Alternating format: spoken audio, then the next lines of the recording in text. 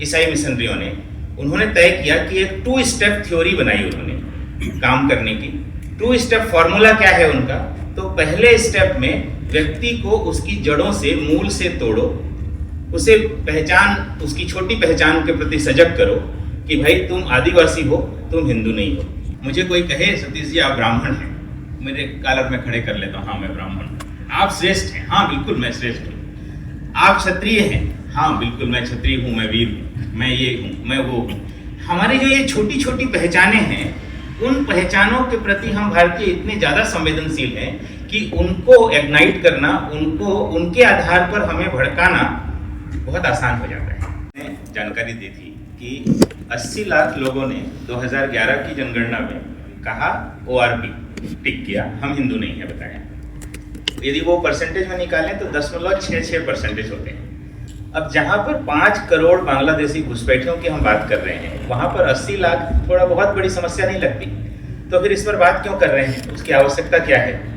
वो उतना महत्वपूर्ण क्यों हो गया ये विषय? तो उसको देखते हैं जब, तो इसके ग्रोथ का जो रेट है वो समझाता है कि वो इतना महत्वपूर्ण और बड़ा विषय क्यों है। 1951 की जो आज़ाद भारत की पहली जनगणना है, तब से देखें अभी तक 2011 तक, तो मुस्लिम जनसंख्या में जो वृद्धि हुई है वो 45% है।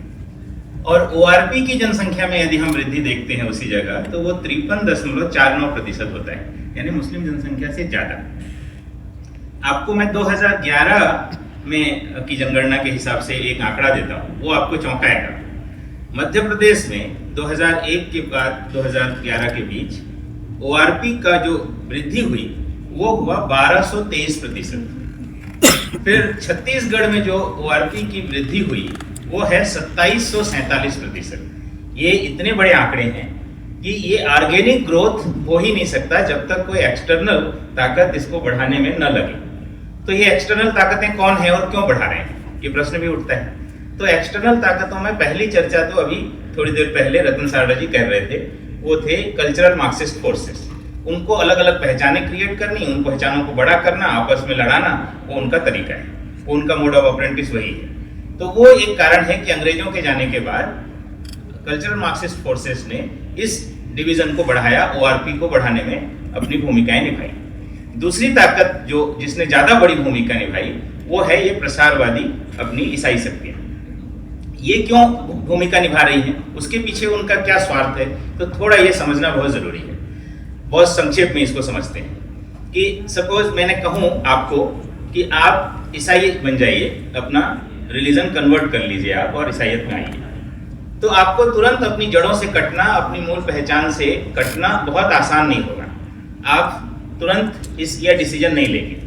लेकिन हम भारतीय, चाहे वो अंग्रेजों के कारण हो, जैसा अभी विनय जी कह रहे थे, गैजेटियर की का भी उदाहरण उन्होंने दिया, तो हम पता नहीं कैसे अपनी छोटी छोटी पहचानों के प्रति बहुत ज़्यादा संवेदनशील और बहुत ज़्यादा उसके लिए हमारा भाव जुड़ गया है। मुझे कोई कहे सतीश जी आप ब्राह्मण हैं, मेरे कॉलर में खड़े कर लेता हूँ, हाँ मैं ब्राह्मण हूँ। आप श्रेष्ठ हैं, हाँ बिल्कुल मैं श्रेष्ठ हूँ। आप क्षत्रिय हैं, हाँ बिल्कुल मैं क्षत्रिय हूँ, मैं वीर हूँ, मैं ये हूँ, मैं वो हूँ। हमारी जो ये छोटी छोटी पहचानें हैं, उन पहचानों के प्रति हम भारतीय इतने ज़्यादा संवेदनशील हैं कि उनको इग्नाइट करना, उनको उनके आधार पर हमें भड़काना बहुत आसान हो जाता है। तो यही तरीका लगाया ईसाई मिशनरियों ने। उन्होंने तय किया कि एक 2 स्टेप थ्योरी बनाई उन्होंने काम करने की। 2 स्टेप फॉर्मूला क्या है उनका?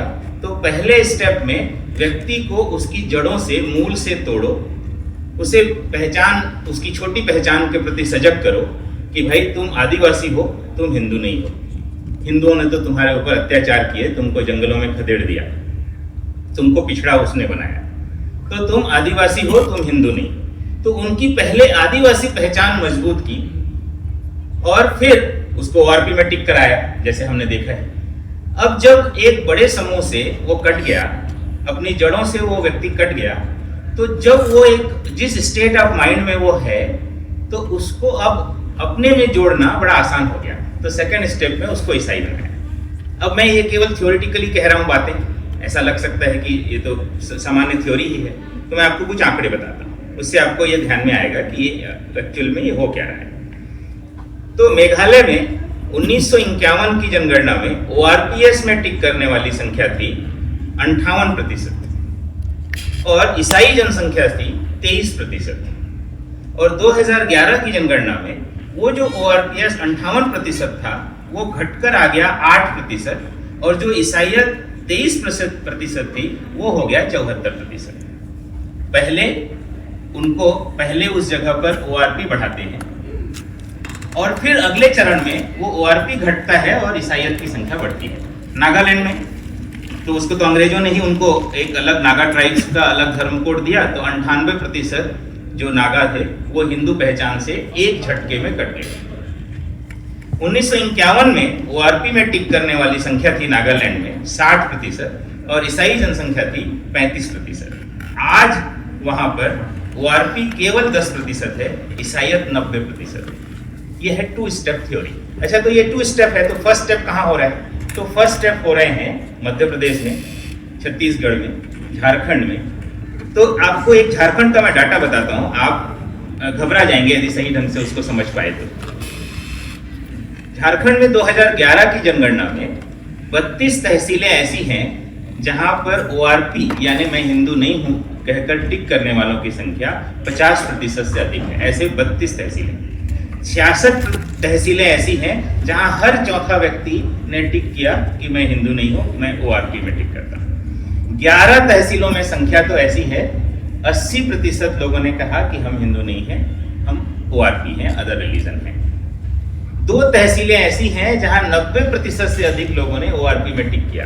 अब आप उस 90% के बाद आप वहां की ईसाई जनसंख्या जब जोड़ते हैं, वहां की जब मुस्लिम आबादी जोड़ते हैं, तो वहां की भयानक डेमोग्राफी की आप कल्पना कर सकते हैं। 90 प्लस और तो 2-3% शायद वहां हिंदू शेष बचते हैं। ये वहां की स्थिति है। वही हाल छत्तीसगढ़ और मध्य प्रदेश में, मैंने बताया ही 1323% मध्य प्रदेश में वृद्धि हुई और छत्तीसगढ़ में 2747% वृद्धि हुई। तो ये एक उनका तरीका है बड़े लंबे समय तक। एक छोटा सा विषय मैं और जोड़ दूं, ये इंटरनल सिक्योरिटी से भी कैसा जुड़ता है।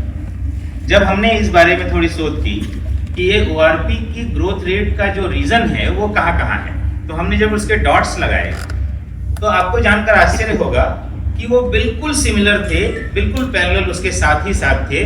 जो रेड कॉरिडोर जो नक्सल बेल्ट है, अभी तो खैर हम नक्सल मुक्त भारत की बात कर रहे हैं, मगर जो रेड कॉरिडोर है बिल्कुल सिमिलर है उसके जो ये जहां पर ओआरपी बढ़ता है। एक और आपको एक होमवर्क देता हूं, जरा इस पर आप सर्च करिएगा जरा।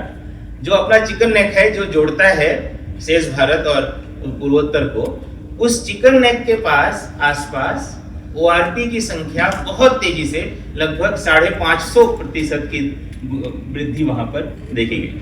तो आप इसको कल्पना करिए कि वो क्या उसका रिलेवेंस है। तो बिल्कुल योजना करके जिले चुनना, योजना करके क्षेत्र और प्रांत चुनना और इस तरह से एक ओआरपी बढ़ाकर, जैसा मैंने शुरुआत में एक बात कही थी कि बाहर का कोई अपने घर में आता है वो एक बड़ी चुनौती है ही निश्चित रूप से, लेकिन हमारे घर के लोगों को कोई यदि हमारे विरोध में खड़ा कर दे तो वो बड़ी समस्या है, क्योंकि उन पर तो आप तलवार भी नहीं चला सकते। तो ये एक ओआरपीएस एक बड़ी चुनौती है, तो इस पर हमने बड़ा शोध किया है।